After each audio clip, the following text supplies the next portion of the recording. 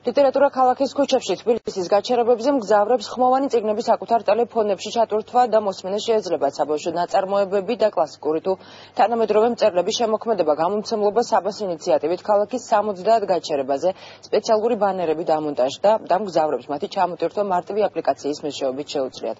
Როგორ გაჩნდა ლიტერატურის ქუჩებში გადატანის იდეა და როგორ ხვდებიან წამოწყებას მოქალაქეები? ნათია ხართიშვილი კი ამბობთ.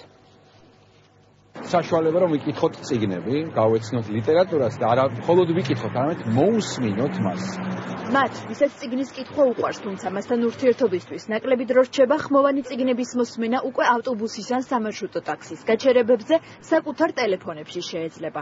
იდეა და წამოწყება, რომელიც გამომცემლობა საბას ეკუთვნის, დღეს უკვე თბილისის მასშტაბით 70 გაჩერებაზეა ხელმისაწვდომი. ლიტერატურის პოპულარიზაცია პირველ ყოვლისა და იმ ადამიანებისთვის, ვისაც გარკვეული პრობლემები აქვს მხედველობასთან. ეს იყო ძალიან მთავარი, ასე ვთქვათ, მიზანი ამ აპლიკაციის შექმნისა, ამ ასე ვთქვათ, ტექნიკური მომსახურების. მაგრამ ლიტერატურას თანამედროვე ეპოქაში არა მარტო ამ კუთხით უჭირს დროის კუთხით და ძალიან მნიშვნელოვანია სწორედ ქალაქში ხმოვანი წიგნების არსებობა.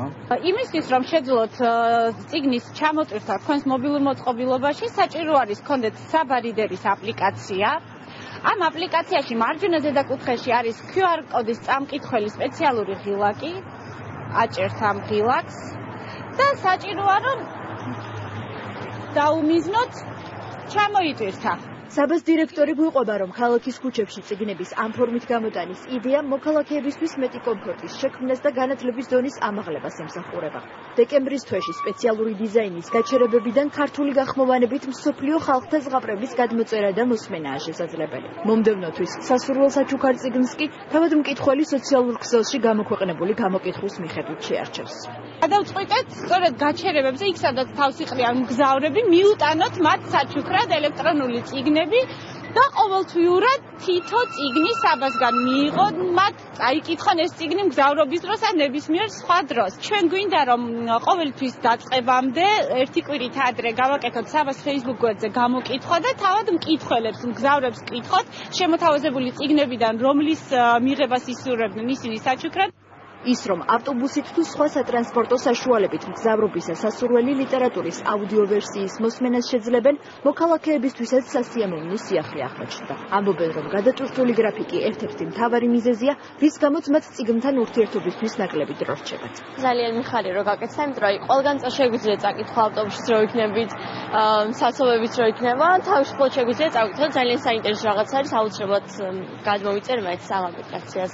უფრო კომფორტულია ჩემს, რადგან სტარება და ფურცლა ძნელია ის მანქანაში, საზოგადოებრივ ტრანსპორტში და რავი, ძალიან კარგი გამოგონება არის.